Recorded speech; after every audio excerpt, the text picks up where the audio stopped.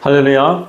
오늘은 요한복음 17장 37절에서 43절까지의 말씀에서 왜 믿지 못하는가라는 주제로 하나님의 말씀을 나누도록 하겠습니다. 여러 가지 기적을 보았다라고 한번 생각해 보세요. 우리 성도님들이 여러 가지 기적을 직접 눈으로 보았다고 생각하세요. 그러면 믿음을 갖는 것이 어려울까요? 아니면 자연스럽게 믿게 된다고 생각되십니까?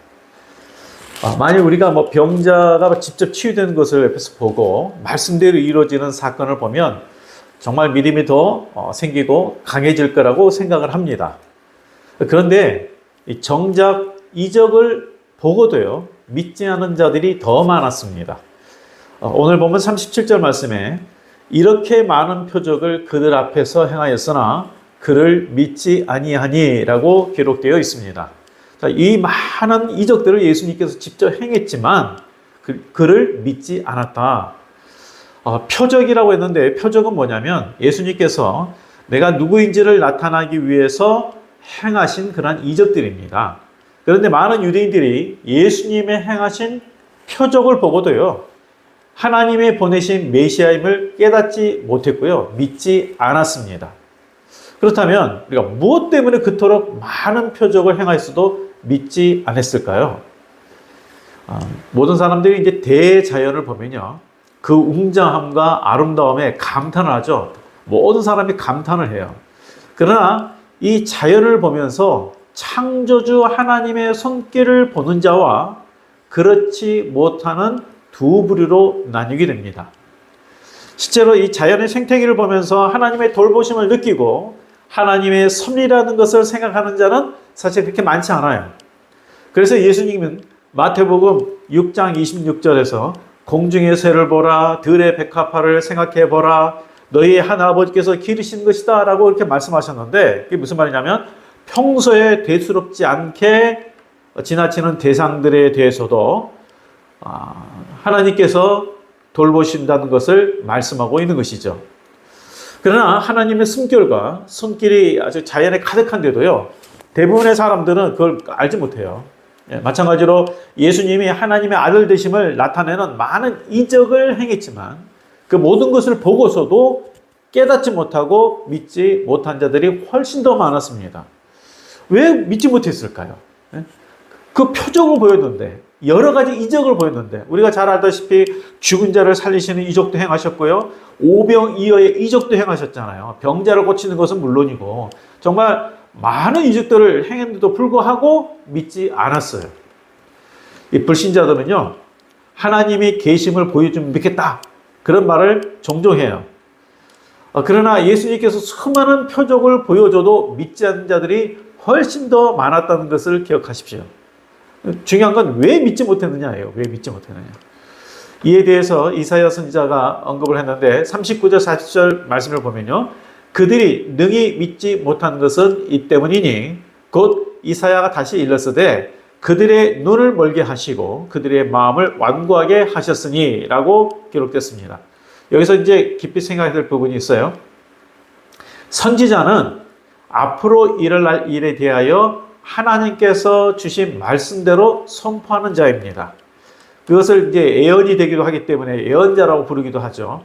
그렇다면 이 선지자, 예언자가 말한 대로 이루어지는 것과 이 선포한 대로 되지 않는 것 중에 어떤 것이 예언자로서 성공한 것일까요?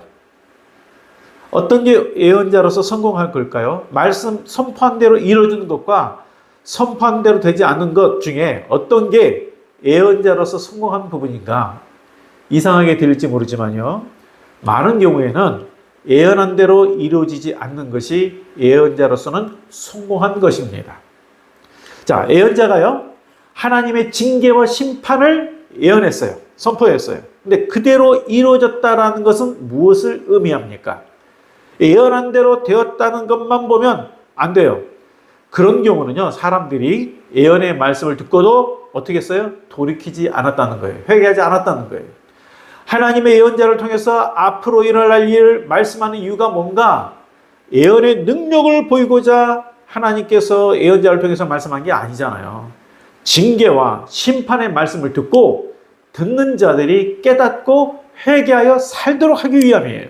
그렇기 때문에 복에 대한 예언을 제외하고요. 복에 대한 예언, 그런 것은 제어하고 예언의 말씀을 선포하는 목적은요. 예언한 대로 이루어지지 않도록 하기 위함이에요. 예언한 대로 이루어지지 않도록 하기 위해서 예언의 말씀을 선포하는 거예요. 그래서 예언한 자는 예언한 대로 선포되면 그것이 가장 슬프고 고통스러워요. 예레미야가 이 선포한 대로 예언한 대로 이루어진 것을 보면서 창자가 끊어지는 아픔을 느끼고 통곡했지 않습니까? 그렇게 이렇게 되면 너희들이 정말 이 패망하게 될 것이고 고통 가운데 있을 것이다, 죽을 것이다 라고 그렇게 말씀했는데 이 말씀을 듣고 돌이키고 했으면 살 것인데 그 말씀 그대로 됐잖아요. 그러니 너무나 고통스러운 거예요. 그러니까 참된 예언자는요, 예언대로 성취되는 것이 마냥 좋은 게 아니에요. 고통스럽고 아플 때가 더 많아요. 이 가짜 예언자가 예언의 적중률을 자랑하는 거죠. 그 이사야 선지자는 하나님의 말씀을 받아 유다에 많은 예언을 했습니다. 그러나 사람들이 말씀을 듣지 않고 돌이키지 않았죠. 그래서 이사야가 뭐라고 말했냐면 38절에 보니까 주여 우리에게서 들은 말을 누가 믿었으며 주의 팔이 누구에게 나타나나이까 하였더라. 이는 아무리 하나님 말씀을 선포하고 심지어 기적을 보여줘도 그들이 돌이키지 않았다는 것을 말합니다. 그렇다면 사람들이 어느 때 이 마음이 열려서 하나님 말씀을 들을까요? 보통 보면요, 벼랑 끝에 몰리는 상황, 가장 밑바닥에 처한 상황일 때에 하나님을 의지하고 말씀에 대한 마음이 좀 열립니다. 그래서 하나님께서 우리의 귀가 열리고 돌이키도록 고난을 주실 때가 있는 거예요. 실제로 이 고난이라는 한계 상황에 처할 때에 전심으로 하나님을 찾게 되고 그때서야 하나님의 말씀이 마음으로 들리는 경우가 많지 않습니까? 이스라엘 믿음의 이스라엘 역사가 사실 그걸 보여주고 있어요. 하나님 말씀이 언제 마음으로 들립니까? 우리 성도님들 한번 생각해 보세요. 주일날 예배를 드리는데 물론 말씀을 잘 들으시겠지만 이 마음으로 막 들리면서 나에게 하신 말씀이다라고 드릴 때는 언제냐면 간절할 때 들립니다. 간절할 때. 또 은혜를 깨달을 때 들립니다. 내 자신을 한번 살펴보세요. 나에게 간절함이 있는가? 요즘에 이 간절함이 있는가? 하나님의 음성을 듣고자 기도하는가? 지금 내가 하나님 말씀을 듣는 귀가 열려 있는지, 내가 하나님의 인도함을 받고 있는지를 살펴보아야 합니다. 그런데 우리가 어떻게 살핍니까? 이 세상에서 이 내면을 살피는 방법으로 보통 이제 명상을 이야기를 많이 해요. 그러나 우리는 기도를 통해서 살펴야 합니다. 그럴 때 하나님께서 나의 정말 그 마음을 깨닫게 하시는 음성을 들려주시기도 하고요. 또한 기도를 통해서 나와 함께 하시는 하나님을 또한 깨닫기도 합니다. 여기서 우리가 하나님의 음성을 듣고 함께 하시는 보고자 하는 이 갈급함, 이 부분이 필요해요. 이 40절에 그들의 눈을 멀게 하시고 그들의 마음을 완고하게 하셨고 돌이켜 내게 고침을 받지 못하게 했다고 했는데 이는 하나님께서 그렇게 만들었다라는 의미가 아닙니다. 너무나도 자기중심적인 생각이 갇혀서 하나님의 말씀을 듣지 못하는 정도로 굳어졌음을 나타내는 강조 표현이에요.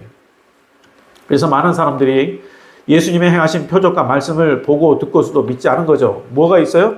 자기 생각이 너무 강한 거예요. 아주 내 중심적인 생각, 완고함이 있다는 거예요. 그들이 믿고자 하는 마음도 없고 변화하고자 하는 마음이 없어져서 굳어진 상태가 되었기 때문에 하나님의 말씀이 들리지가 않아요. 보고서도 믿지 않아요. 당시에 이 표적을 보고 믿는 자들도 있긴 있었죠. 예. 많은 사람이 안 믿었지만 그래도 적지 않은 수도 믿었어요. 이 관료 중에도 믿는 자가 많다라고 기록되어 있습니다. 다만 그들은 바리새인들 때문에 드러나게 말하지는 못했어요. 예수를 믿으면 출교당할까 봐 두려웠기 때문이죠. 그게 무슨 말입니까? 그 동족 사회에서 뭔가 배제될까 봐 두려워한 거예요. 이에 대해서 43절에 그들은 사람의 영광을 하나님의 영광보다 더 사랑하였더라라고 말씀했어요. 그러니까 표적을 보고 하나님의 아들이심을 알긴 했지만 심지어 믿었음에도 불구하고 신앙의 결단을 내리지 못했다는 것입니다. 우리가 정말 믿음 생활할 때 무엇이 필요하냐면 신앙의 결단이 필요해요. 사람의 영광보다 하나님의 영광을 앞세우는 결단이 필요합니다. 중국 굴기라고 하죠. 반도체 육성을 위해서 이제 엄청난 금액을 제시하고 핵심 기술을 가진 자들 영입해 왔고요. 지금도 진행 중이죠. 미국에서 이제 수출을 통제하니까 하여튼 이 반도체 이 육성을 하기 위해서 좋은 인력을 영입하려고 최선을 다해요. 그런데 이 핵심 기술의 유출은 그 기업만이 아니라 국가 경제에도 큰 해를 끼치는 심각한 범죄잖아요. 그런데 어떤 사람이 더 나은 연봉과 지위 때문에 경쟁 국가에 가서 일한다면 더 많은 연봉 지위를 얻으니까 개인의 영광은 조금 누릴 수 있지만 국가의 영광에는 해를 끼치게 되는 거 아닙니까? 이는 믿음에도 동일해요. 우리가 신앙 때문에 결단할 때가 있습니다. 포기해야 될 때가 있습니다. 어느 정도 우리가 많은 유익을 내려놓을 때도 있습니다. 근데 그럴 때마다 우리는 이 결정이 하나님의 뜻에 맞는지를 물어야 합니다. 그래서 하나님의 방식이 아니고 영광을 가려우는 것이라면 포기하는 결단을 해야 합니다. 바로 이것이 하나님의 영광을 구하는 것이에요. 그런데 관리 중에 믿는 자들은 안전한 삶, 편안한 삶을 원했기 때문에 믿는 자로서의 결단을 하지 못한 거예요. 그래서 성경은 사람의 영광을 하나님의 영광보다 더 사랑했다라고 말씀한 것입니다. 그래서 예수님께서 안타까워서 외치면서 말씀하셨다라고 기록되어 있어요. 이게 그냥 말씀하셨다 아니에요. 외치면서 말씀하셨다 그랬어요. 그래서 뭐라고 말씀했냐면 44절 45절 보니까 나를 믿는 자는 나를 믿는 것이 아니요 나를 보내신 이를 믿는 것이며 나를 보는 자는 나를 보내신 이를 보는 것이니라 하고 외쳤다라고 했어요. 자, 이 말씀은요 예수님의 영적 투명성을 말하는 거예요. 그러니까 무슨 말이냐면 예수님을 보면 하나님을 보는 것 같은 투명성이에요.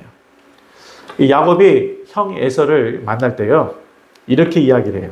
형을 배우니 하나님을 뵙는 것 같습니다 라고 말합니다. 이게 아부가 아니에요. 이게 무슨 말이냐면 사실 그 형한테 너무나 잘못 많이 했잖아요. 근데 이 형이 자기를 맞이하는 순간에 자기를 품어주는 그 에서의 모습에서 하나님의 모습을 본 거예요. 이처럼 우리 또한 다른 사람이 나를 볼 때에 내 안에서 하나님의 모습을 볼 수 있는 자가 되기를 소망합니다. 저도 그렇고요. 우리가 영적 상태가 맑아져야 합니다. 투명해져야 됩니다. 내 안에 있는 욕심과 이기심과 고집, 내 중심적인 영적인 때를 닦아야 돼요. 말씀과 기도로, 회개의 기도로 맑게 닦아야 돼요.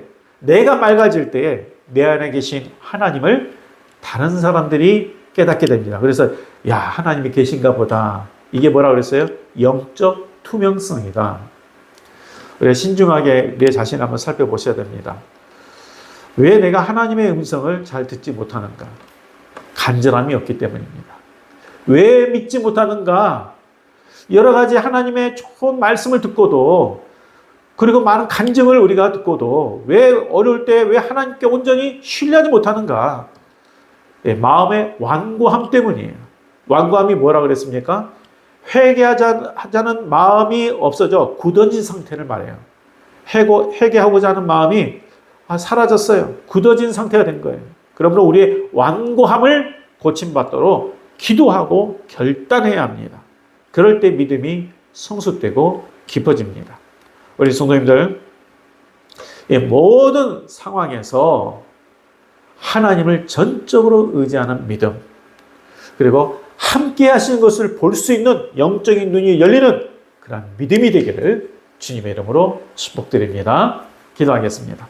하나님 아버지, 우리의 마음의 눈을 열어주시고 마음의 귀를 열어주셔서 우리에게 주어진 상황 속에서 하나님을 볼 수 있게 하여 주시고 그리고 온전히 하나님을 신뢰하는 믿음이 되게 하여 주옵소서. 예수님 이름으로 기도합니다. 아멘. 한 주간도 주님과 동행하는, 의지하는 그런 한 주간이 이어지길 바랍니다.